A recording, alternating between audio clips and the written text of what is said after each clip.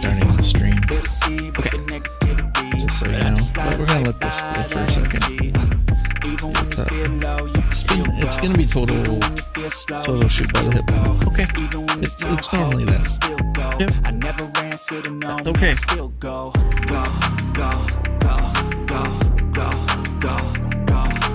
like 8.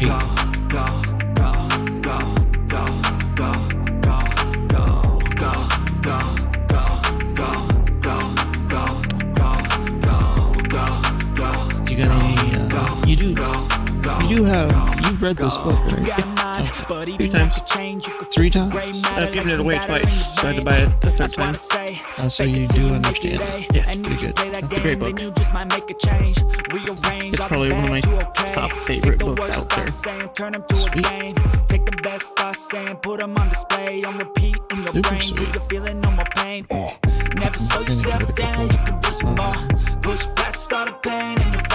So you were nursing a hangover the other day. Did you get sick? Yeah. Like COVID? No, what happens is I don't eat. Okay. Then I wake up really, really hungry, and then everything else is good. Yeah. That's funny. I mean, it's not funny, but Hey, like it is what it is. yeah. Big meth. Yeah, I don't know how to actually pronounce his name, but I had the Google whatever thing it, right? And then I saw a video on Bentavigna. oh yeah, So yeah, he's got some videos out there. he does. They're old timer ones. Yeah. Oh, it's funny, there's a picture of him. I think I don't know if it's in this one or in his other book, where he's on the middle of like a 5x9 or 5x10 on his knees trying to shoot. Yeah. I think it's the gospel. When he was Not when he was old. Oh, when he was old. Well, in his prime, I should say, not old. The only part I never understood was the quarter half ball hits, but I'm starting to now. Okay. Because I've always used the diamonds. Quarter half ball hit. Yeah, he explains in the beginning. Yeah, I'm gonna have you explain that part, I guess. Well, that part I don't know, so that's funny. Please check the video resolution.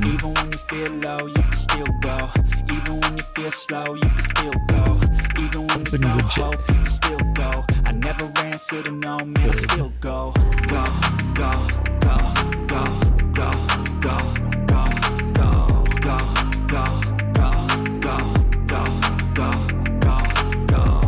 You know what I don't understand is when they say the video resolution, the settings. Like, is it the video resolution for this? I don't know. We can get into it while we're watching. So let's go video resolution. Output. I get it. Can't change it. Oh, we're doomed. Uh-oh. Video output is currently active. Please turn off. Okay, hey, check it out. If you guys are watching, we're just gonna interrupt it just for a second so we can maybe change the video resolution, but we'll be right back. So, who we got here? The practice room, Dana.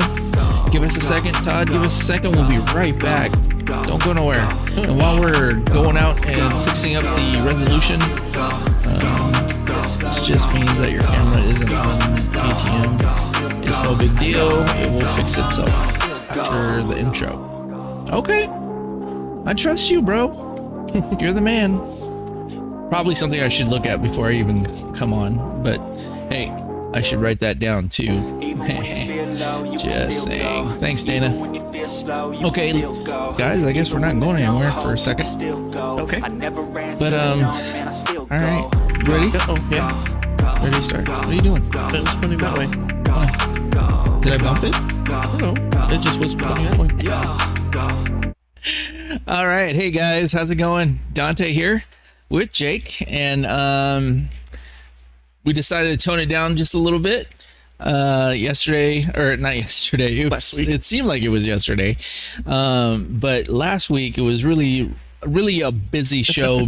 Well, at least for me, it was super busy because I was trying to do the Wizard of Oz behind the curtain thing with the whole Family Feud, and this week we were gonna do a live stream match, but I just figure kind of keep it simple for this week at least. Don't make it too crazy. I do have a little list that Jake pointed out, which he covered up with his book, but I wanted to follow this little diagram of what I'm going to do. Show notes, basically. So first introductions, Dante here with TRMR, Talking Runs and Making Runs, the umbrella corporation of In the Rack, so to speak. Creator of Talking Runs and Making Runs. If this is your first time watching this, hey, subscribe for the heck of it. Why not? And then hit that bell icon and leave us a comment. With me, through the slew of hosts that I've had, this one seems to be sticking around pretty good. Jake. I'm right here. I'm Jake Bratley. You guys know me. You know my high-pitched voice. My nose surgery did not fix my voice because they didn't fix my nose either. So that's cool. We're looking pretty official right now. We both are wearing hats. His hat is actually from a very well-known pool hall in Las Vegas. Yeah. Griff's. Yeah. I watched that, was it Bar Rescue about Griff's? That was the worst episode I've ever seen. Oh, no. It's like the only thing they did was change the lighting outside and the menu. Oh, wow. That's crazy. Also, another thing, I just want to say a quick shout out just in case because usually when I come on, there's a notification to everybody who's subscribed to my channel. And some of them actually own businesses. Hence, though, do not have any endorsements, but it's always worth mentioning those people because they're always supportive because they haven't unsubscribed to my channel yet. So Chris Aldridge and his auto sales here in Tacoma. If you're looking for a new car, a used car, but new to you, previously owned. Drop him a line. He usually keeps some pretty good reliable cars under like 10 grand. He does have a couple that are 10 grand, but they're worth it. It's his business? Yeah, that's he sells cars. Oh. He owns the business. He's not a car salesman. Well, right. I guess he's a car salesman. He does both. He's a jack of all trades. And he was hosting a poker night at O'Malley's for a while. Oh yeah, that's true. Yeah. And a DJ. Yeah. He's a man of all trades. And then we have Tipsy Tomato with oh my god. This is where I get Freddie Vetters. Freddie Vetters. Yeah, you want to I always want to call him Eddie Vedder. Yeah, Eddie Vedder, he's a guitarist or drummer? Eddie Vedder was the lead singer of Pearl Jam. Yeah. Fred Vedder is the owner of Tipsy Tomato. Yeah. And one hell of a pool player. Very good pool player. I don't know. He hasn't been really shooting lately, so I know he keeps on wanting to come over and hang out and shoot some stick, but he works. He doesn't work, but he works, right, so to speak. But big shout out to him and Tipsy Tomato at his bar. If you're looking for some good food, some good imaginative menu, check out his place on Union and Center Street. He also has like 3 or 4 pool tables, 7-footers. If you want to go down there and shoot with them. Also want to give a shout out to Dana and the practice room, big time supporter of my channel and very good friend. And he's made really good friends with you too, huh? Yeah, I like him. Yeah, even though you guys cap on each other for being Canadian / American. So he's actually on the chat line. So, hey, what's up? Gives us a wave. All right, so it looks like they're saying that there's a problem with the server. Is there something going on? I don't see anything going on. No? Rough? Okay. I don't know. All right. I guess we're just going to go with it. Looks good. They can see us, right?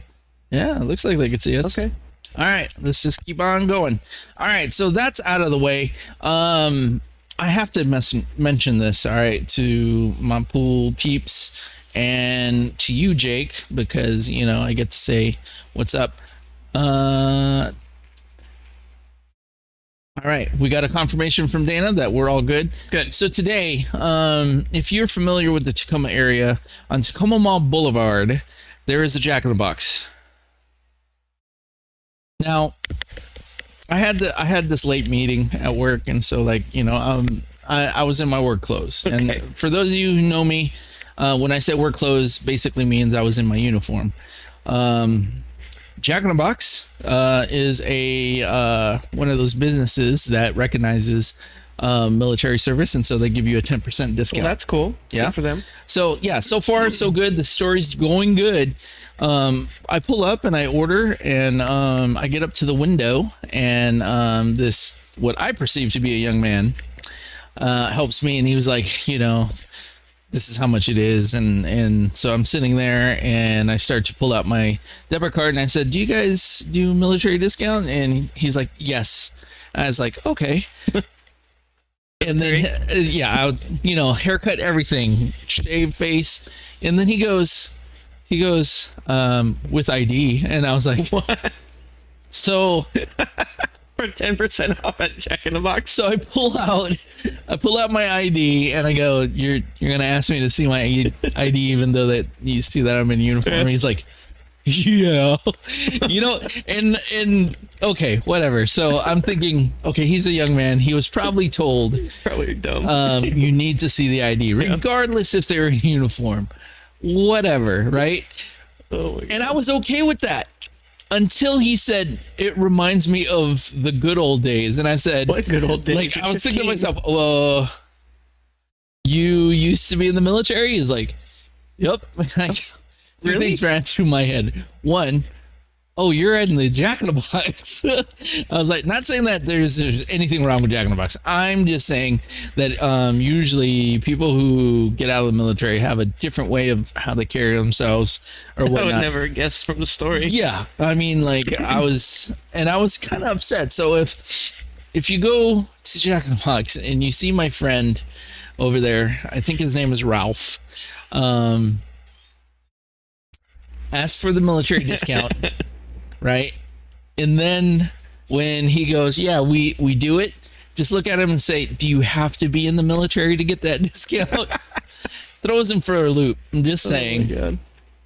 That's funny. Super funny. Yeah, the Jack in the Box on 56 and Pack Ave is probably the slowest ever Jack in the Box, so avoid that one. I guess you're not seeing the. Okay, yeah. Let me pop this out so you can see it too. I mean, I Anyway. can't see. I can't read. I just can't see. Yeah, no worries. We'll do this, and we can see it. And I'll make it bigger. Is that a good angle for you there, Jake? Yeah. How's that? Is that better? Yeah. We're good? Yep. Those of you out in the chat room, are we coming across loud and clear, and are you guys able to communicate with each other via chat? So there's the question at hand. Other than that, we're rounding the end of our this session for APA. Yeah. I think next week is our last match, so it's starting all over again. Let me tell you some of the difficulties though, and if you guys are in APA, chime in on this if it's something that you guys are dealing with. During the summer months, it is so hard to get your whole team there. Yeah. Yes or no? Totally agreed. Yeah. So it's terrible. And this is where I covered a couple episodes ago that, you know, playback should be like understood. It's mandatory. You shouldn't have to ask for the permission because again, regardless, the captain has to pay the whole bill. It's not, Yeah. oh, well, nobody showed up, so, you know, fees got to be paid. Oh yeah. But I if, don't care if you're not there. Yeah. I understand the under 23 rule because nobody wants to play a 7 5 times. I would. That'd be fun. But I'm just saying though, I think there should be a ruling there. Like, when is the next town meeting for APA? Yes, it's true. We have captain meetings, I guess, to decide important. Not APA, but BCA. If you have anything that you want to get up to the higher ups, talk to Rob Shipman, because he is on the BCA, some kind of council thing. No way, yeah. Rob? Oh yeah, he's our representative for BCA. Rob, I did not know that, brother. You need to let me. You need. Sorry. Wow, that's awesome. Yeah. I apologize. I got something in my throat, so I keep. Yeah. Alrighty. But anyway, what else? You got anything to add before we get into our topic at hand? No, but I guess so. Yes. Since Tuesday, I've been kind of just out of it, like exhausted. Yeah. Tired. Yeah. I don't know if it's the weather changing, fluctuating from rain to 97 to rain again. Yeah. But yeah, I've just been really tired and kind of. Yeah, that's dumb. Crazy. Super crazy. Yeah. All right, so something that we haven't done before on this show in the rack is doing a book review. So I asked my good friend over here, Jake. I said, Jake, do you have any good pool books that you can recommend? And so what he brought to me the other day during League, he brought me a book. I'm going to bring down the chat just for a second here. My top favorite book out there on pool. Yep. It is the... Banking with the Beard, and I apologize if it shows up backwards, but it's by Freddie Bentavigna. So hopefully I said that correctly. Let me he's a bank pool player in one pocket from, I think, the 60s 70s era. Yep. And so. We're gonna get into this book. It's one of my favorites. If there's ever a book you want to learn about banking, this is the one. The only one. Just banking with the beard. Some reviews. I got 4 stars from a Goodreads. It says Banking with the Beard is loaded with the expert inside information straight from a top flight combat hardened money player who never ducked tough action. So, and let me read his bio real quick. For those of you who don't know who Freddie B, I'm just gonna call him Freddie the Beard. Okay, but it's Bentavigna. And the funny thing is a lot of people who play pool these days actually don't know a whole lot of I don't know, just pool players in general, especially with history and whatnot. So Freddie the Beard was born in Chicago, Illinois, on the south side of Chicago, to a Sicilian father and a Calabrese mother on November 16th, 1940. So he's kind of up there. He was an early reader and skipped 2 grades. He had a passion for music, comic books, and Eastern religion. At 14, mind you, he found pool and never looked back. He learned to play at Big Singers in the West Loop, which is the setting for Walter Chavis's The Hustler, the movie The Hustler. Yeah. If you guys have ever seen it, with Paul Newman. He made lifelong friends there, including Billiards Digest columnist and late George Fels. The Beard served in the U.S. Army, which I did not know. Pretty cool. In the photo department in Germany in the late 50s, where he was given the nickname Shades, one of many. He had a scholarship to the University of Illinois in Champaign, but dropped out because he missed pool too much. I wish I was, make that decision, but That's a tough decision to make. Yeah, big time. Go full force. He spent the next 50 plus years studying, playing pool at home in Chicago, on the road. His forays into pool and learning the secrets secrets of the universe paralleled the greatest moments in American history and culture. He was first noticed nationally after beating legend Cicero Murphy in one pocket in Johnston City, Illinois. He was one of the most loved pool commentators and storytellers. He made his life mission to learn everything there is to know about bank pool and one pocket. His book, Banking with the Beard, and the Gospel of Bank Pool include top secret knowledge appreciated around the world. His DVD, Banking with the Beard and Banks That Don't Go But Do, continue to be bestsellers. His magnum opus, the Encyclopedia of Pool Hustlers, is one of the most critically acclaimed biographies of the people and places of the pool world. It was precious. It was a precious gift of love to his readers. Freddie the Beard is inducted into the One Pocket Hall of Fame in 2006 and was MC at the banquet at Derby City. He passed away in June 18th, 2014, and was survived by his daughter and his son and grandchildren. So, little autobiography there. I learned just watching some videos.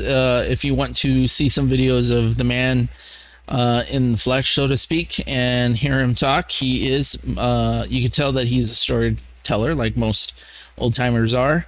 Very vivid, very is as if you were there with him. One more thing from Skyline magazine. Chicago's own Freddie the Beard was one of the lucky few to grab a role in the 1986 film The Color of Money and taught young Tom Cruise how to break for 9-ball, the successor of Minnesota Fats, and the most foremost pool scientist in America. Freddie's latest tome, The Encyclopedia of Pool Hustlers, is filled with celebrities and pop culture from the last 50 years that include Elvis, Phil Spector. Do you know who Phil Spector is? I don't. Amarillo Slim, and Bobby Riggs, Igor Cicini, Goldie Hawn, and James Caan, and Ginger McGee, Sharon Stone's character in Casino. Oh, wow. Yeah. Also a good movie. Yeah. Lived a very full life, this Freddie the Beard. Since you read this book 3 times, I only glanced at it, really. Give us some tidbits that makes this book a good read and may elevate your bank game. Well, first of all, the reason this book is my favorite is not just for the information that's in it, because there is, like it says, secrets of bank pool. So you get bank systems using the diamonds, using speed, action, but in between all of that, you get stories from his life, and they are just incredible stories. Like my favorite one, I have a few, but my favorite one is about Bugs Rucker, also a one pocket and bank pool player. He was being backed, and I can't remember exactly how much money it was, but it was enough to get threatened that if he doesn't win, he's going to get killed. Yeah. And he banked his way out 7 balls in one pocket to win. Yeah. Crazy. And this is Freddie doing this. No, this is Bugs Rucker. Oh, okay. Yeah. Okay. Yeah, he's also up there in the Hall of Fame. Well, maybe not, but up there with the names in bank pool in one pocket. And I just thought that was a great story. I mean, can you imagine, hey, if you don't win, I'm going to kill you. Yeah. Well, and then you bank out 7 in a row. That's insane. I remember seeing an interview with Freddie the Beard also saying that there was a secret society of pool hustlers, which incidentally, one of the Facebook groups is called the Pool Hustlers. I wonder if there's some correlation to that. I don't know. Video. I haven't seen that. But that's pretty cool. But the way he tells it, back in the day, you didn't play unless somebody was putting some kind of. Well, that's where you got to pay to learn. Exactly. Some kind of cash on the table. So I remember was also his era where we got the bad rap for pool. Yeah. Yes, indeed. He also said that he used to, when he was 14, he would have to come in to the pool hall, and then Benfield's, I think it was called, and it had a tall counter, and he would like scrunch down and like sneak underneath the table, and then go to the back tables. I think that's in this book too. Yeah, go to the back tables, and then start playing. And he said that he didn't really win a whole bunch in the beginning until somebody took him under his wing and actually showed him how to shoot, and then from that point on, he made a name for himself out there. So, well, he did with this book, because the information in here is just it's stuff that you want to covet and you hold on to. I mean, this is my third copy of the book because I give it away to people because I enjoy it and love the information in it so much that I want other people to learn and have it. Because, I mean, banks, as we all know, are one of the harder shots in pool to judge, and he goes over everything what we'll get into later on in this show about, table, cloth, speed. There's one section in here where he put carbon paper on the ball to see how much of an impact it would make when he hit it at different speeds. Oh, wow. Yeah. So, I mean, who else does that kind of stuff? Right. So, for those of you out in the chat room there, do you guys got any input or any fun factoids that you know about Freddy the Beard? Let's go ahead and see what we have here. Brian Cutler says, yo, thanks for joining. What does this say? Got it. All right. And then let's see. I have one of those signed by Freddy. Wow. Look at that. Dana has one signed by Freddy. That's awesome. I will trade you a third edition of my book. I'll sign it and I'll take yours. That's funny. Augustin Alva, how's it going? Preacher Banks is way out against Scott Frost for the sick win in one pocket. Oh, wow. Awesome. Good deal. Nice. All right. So let's get into this book a little bit. Is it a hard read? No, not really. There is one section that I was telling Dante before the show that I didn't really understand, and I'm starting to understand more, is the eighth quarter, half, three-quarter ball hits, because I've always just gone straight off of the diamonds, and I can still use that information with the rest of his information in this book. You can go chapter by chapter. You can just look at the systems. You can read the whole thing through and through. It doesn't really matter where you open the book at. You're going to find something informative. Yeah. Yeah. Alva makes a good point about gambling. I mean, it's just not like this was what, a niche? What do you call this? This was a segue into gambling, but really sports in general. Yeah. People gamble big time. You know what I'm saying? I just found out they had the Pro Little League kids for baseball the other day. And I don't like to gamble much on sports, but that's one I would, because, I mean, why not? Right. Jake, look up signed spin-induced throw to understand those shots. I do understand spin-induced throw. I just didn't understand the quarter, three quarters. I guess I do now intuitively. I'll adjust a quarter of the ball if I need to do something different. But okay, so you're saying it's a decent read. It's not hard to get into. No. I did read about his theory on once you draw the ball, you use a short distance from the bridge to the ball, and you basically have a hand grip with your last two fingers.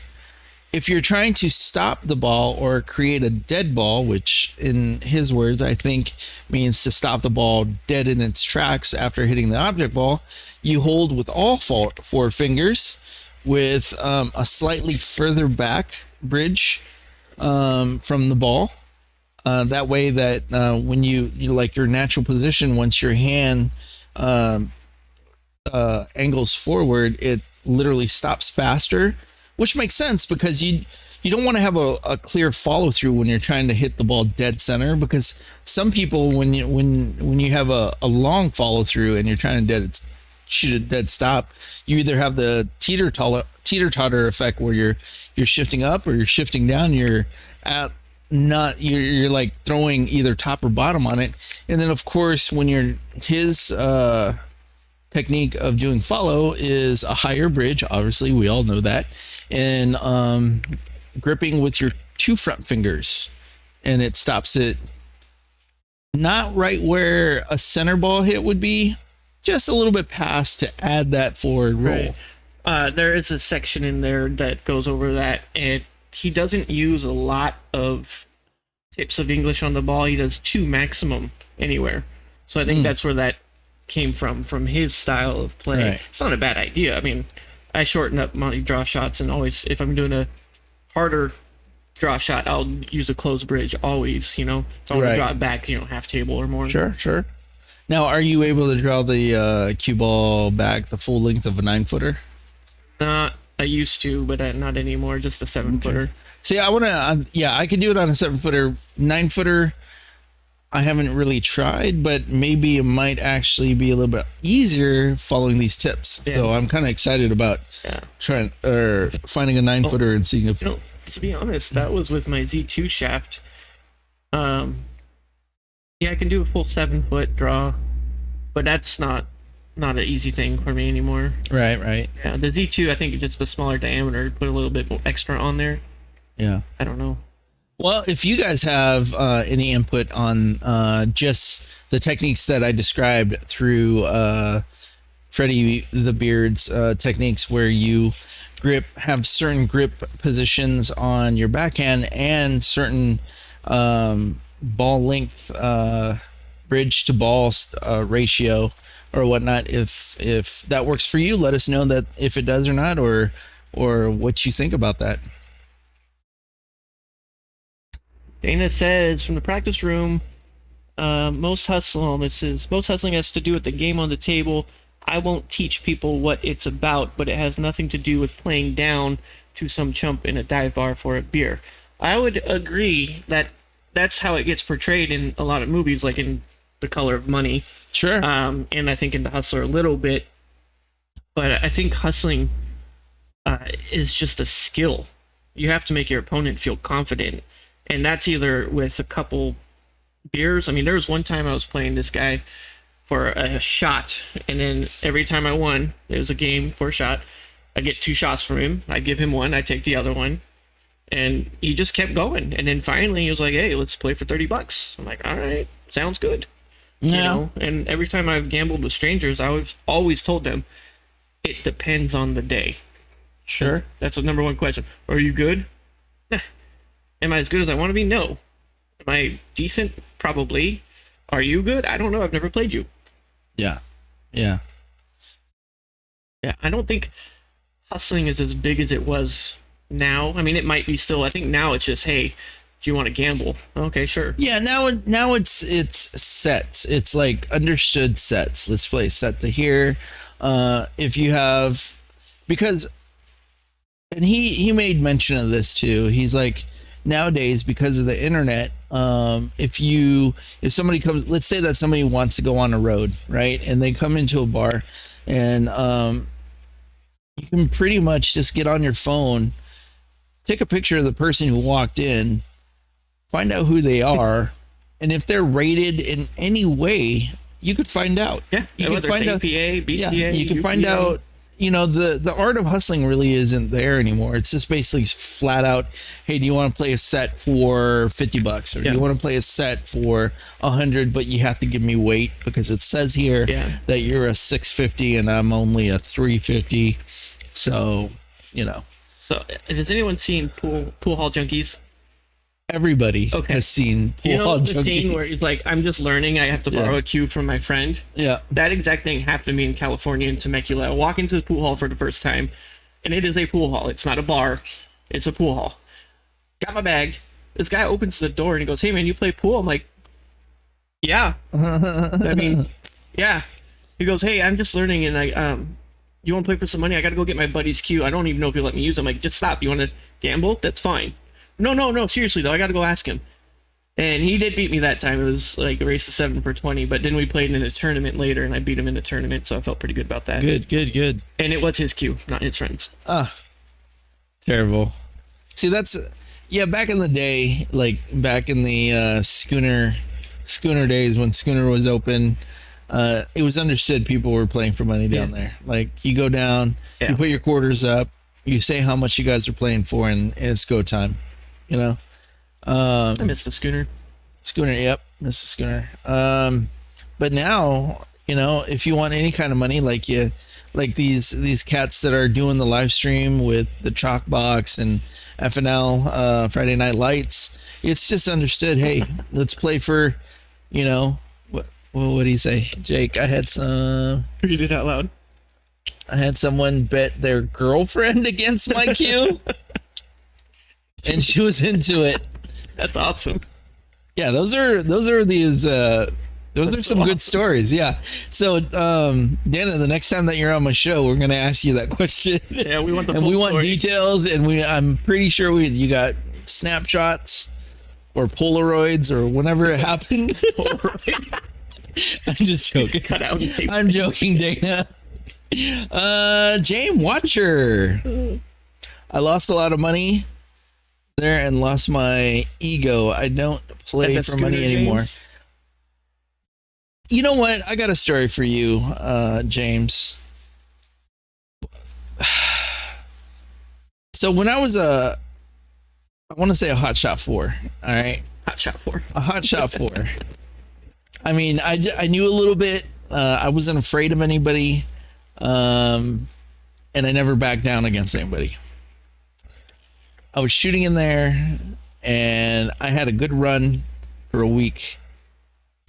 When I say a good run, I was up to like $500, right? Just playing these little 10, 20 games and whatnot. And then I ran into this dude that I never saw before. He was from the Navy, I think, old timer. Shot with a house cue. I was high on just, winning all these matches. And he's like, you know what? Let's see how you do under pressure. Let's play for one game for how much you got in your pocket. And I had the whole $500 in my pocket. And I'm thinking to myself, he's grabbing a house cue, not thinking about, because this is where you really need to pay attention about mannerisms of people that you play. Because you can spot somebody who can play, and you can spot somebody who just thinks they can play. Yeah. Lo and behold, we only played one match for $500. And what I do that really killed me is that I missed after running out all the balls. So it really didn't matter because because usually when you play somebody who is not as good, they're gonna get down to the last few balls and then get nervous because of the money. You know what I'm saying? Now that was me. I got nervous because of the money. I couldn't finish it. He just ran them all out. Gave him my $500 and said to myself, I will never play for money again. Which I didn't do for a while. Yeah. But then, like Paul Newman had said, money won is sweeter than money earned. It's very true. So Much more fun to win money. yeah, that's my story. I played Tony LaPoma, the son of the LaPoma First Golf Course. Apparently he's a big gambler and not very good at pool. Oh. Yeah, Sergio told me about that. You guys know Sergio. Yeah. And he goes, go play him. So we play $5, $5, and I'm winning. And I'm not that good back then. And he was like, well, play for 10? I'm like, sure. Win that one. Play for 15? Sure. Win that one. And then it's like almost closing time. He goes, I got $88 left. You want to play for that? And I'm thinking, oh shit, he's going to beat the crap out of me now. Right? Mm-hmm. I'm like, whatever. I had half of it is already his. So we play and I beat him. At the bottom of a beer. I've never seen somebody so happy to lose so much money. Ugh, Seriously, he was like the nicest guy, just not very good at pool and gambling. that's crazy. I see that we're gotten off a little bit off topic about gambling or whatnot. Going back to the book, Banking with the Beard. For those of you who are interested in trying to up your banking game, or even getting into one pocket. Jake plays this predominantly more than I do. Not to say that I don't understand how to bank, but I'm almost confident to say that Jake has a better understanding of banking than I do.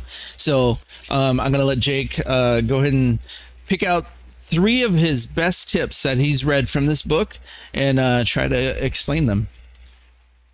I think the first one is how the balls react when they hit each other. Because in most of the videos and books that you see or read, they give you the basic, 2-to-1 angle, which is if your ball is 2 diamonds away from the pocket, you aim at the first diamond, which is half. But they don't explain as much as speed, English, or if you're coming across the ball or away from the ball. So if you have a back cut and you aim at that 2-to-1 angle, that ball's going to come up shorter, sometimes by half a diamond or maybe a little bit less, and not make the pocket. Or if you're coming across the ball, it might go long by a quarter to half a diamond, depending on the table and how far away it is from the rail.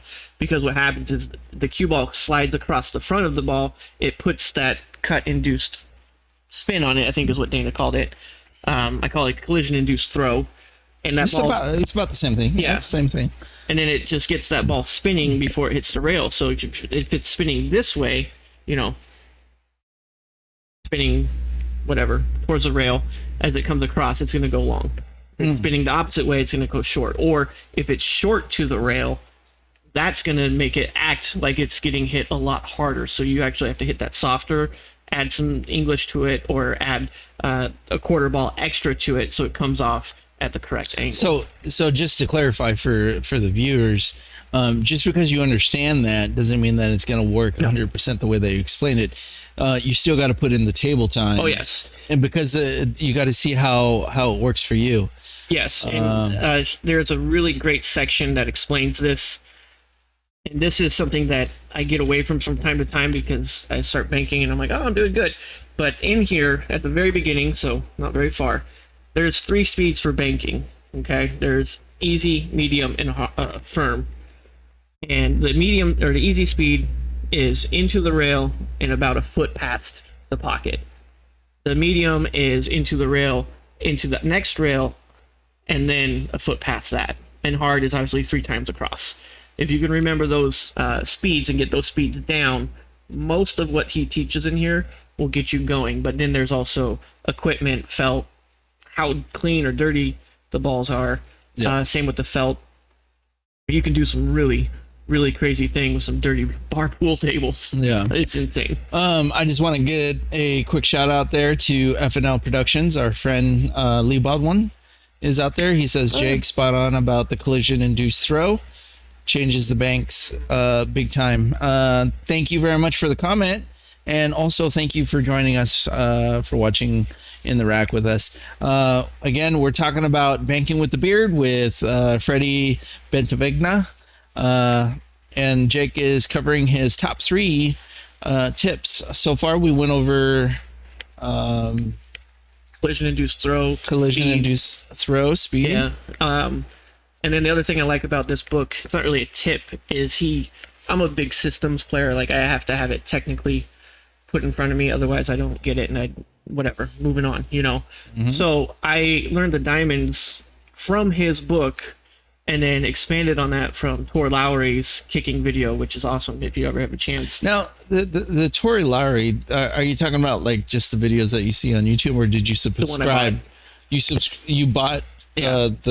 Bought it twice. The Kicking X. You have that?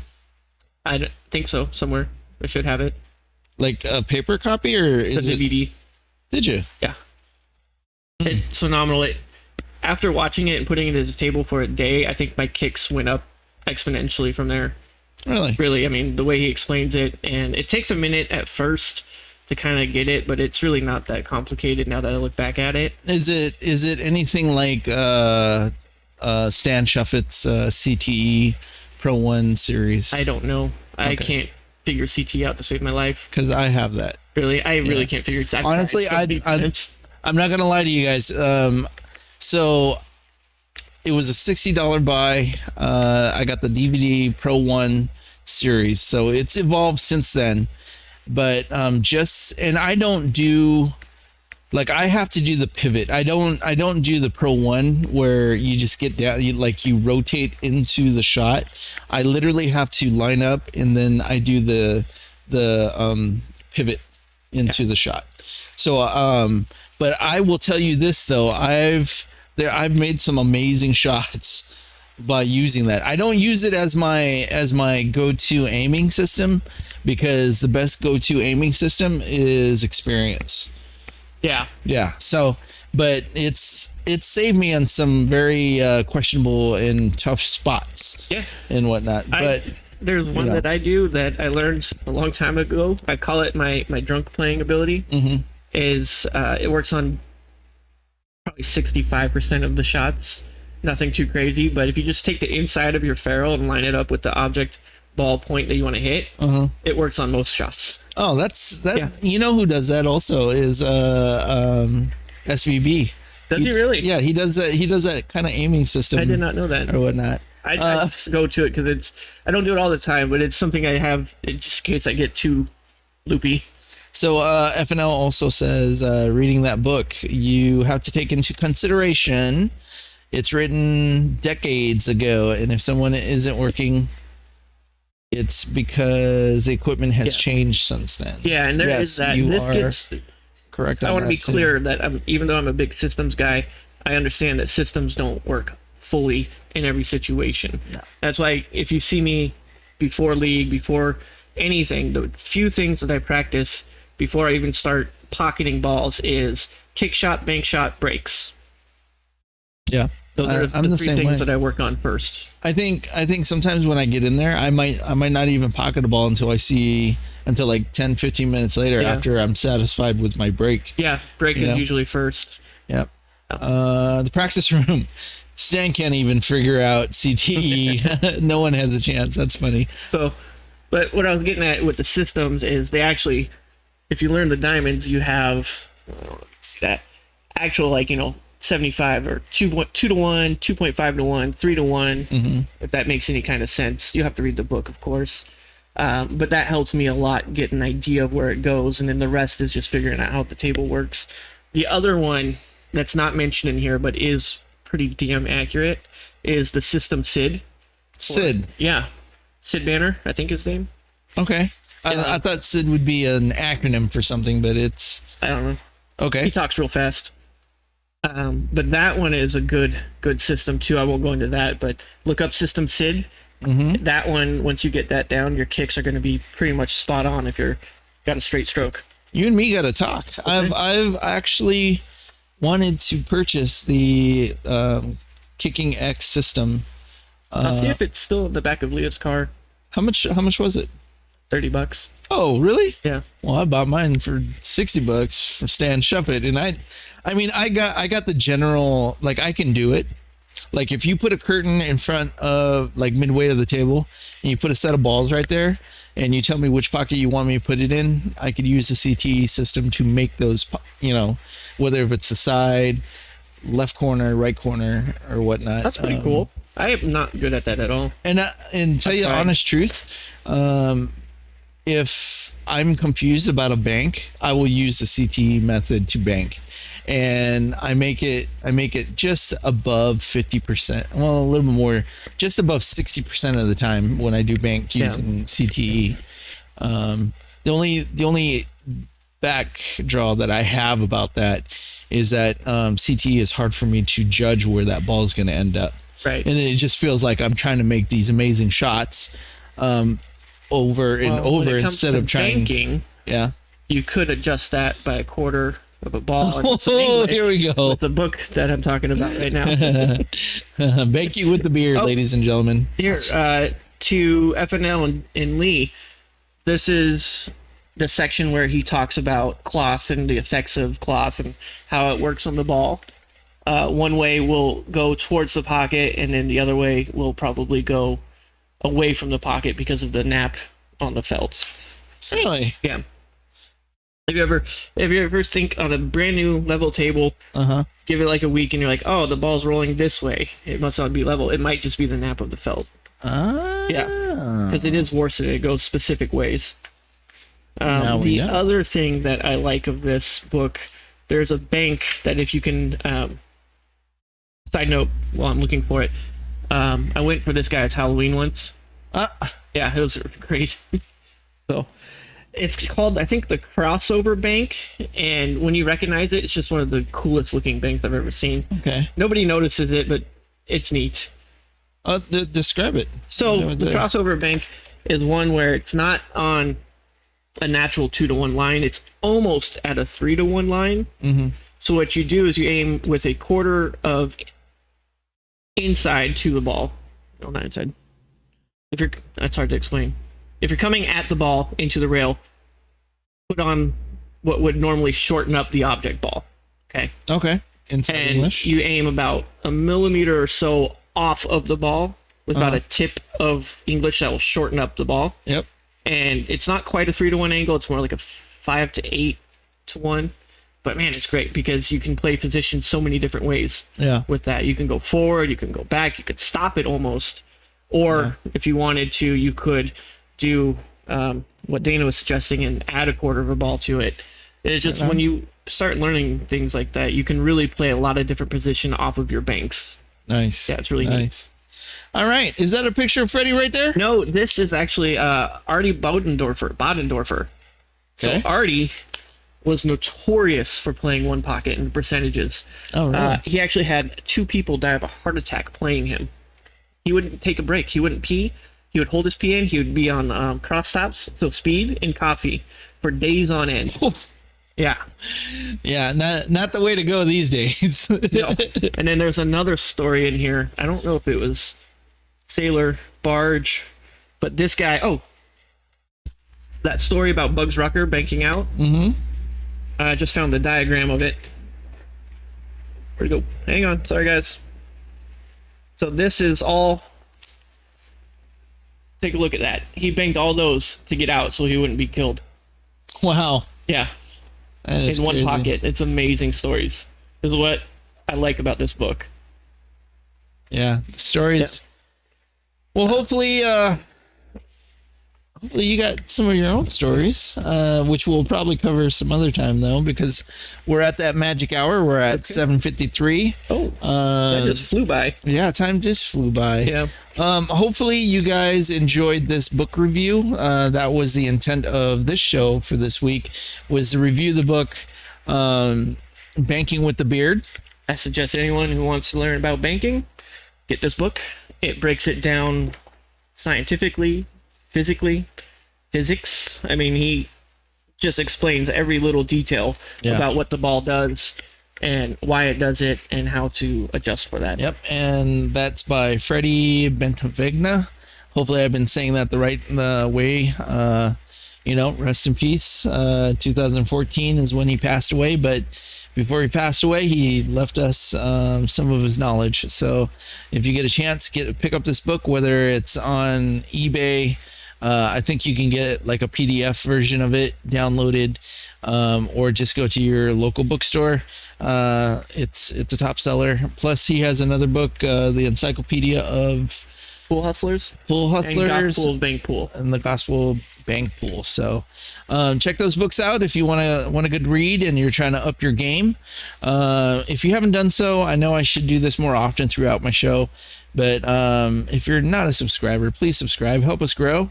Hit that like button and leave us a comment, because we do like to answer back, and we are super interested in how you guys feel about the content that we talk about, and definitely just to get closer to our pool community. So again, I want to say special thanks to Dana for coming on and helping us out numerous times, and also being a big supporter.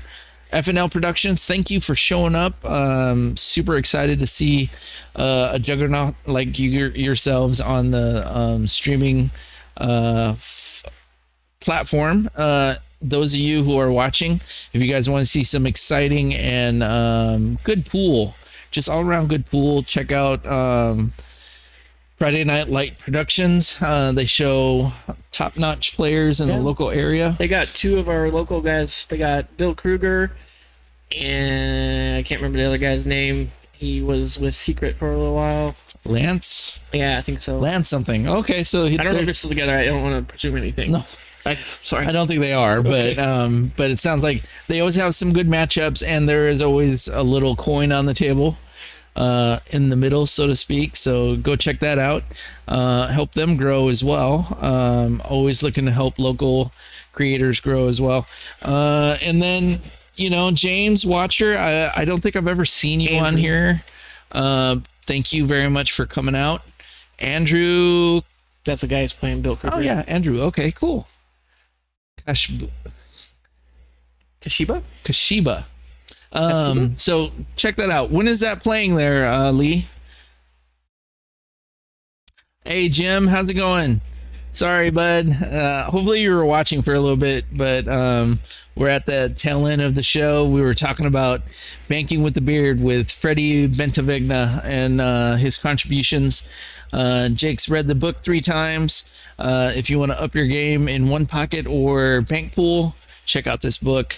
And a shout out to you and your channel, Bank Time Pool. Super awesome. Started out when we started out, but he's skyrocketed since then. Go and check out his channel. A lot of good content there. Foot fell asleep. Augustin Alva, thanks for joining. And thanks for the comments. Always appreciate all the comments. So that's all the time that we have. We're going to give our final shout outs, starting with Jake. Oh, well, obviously to you guys who keep watching us, which is really awesome because we enjoy doing this show.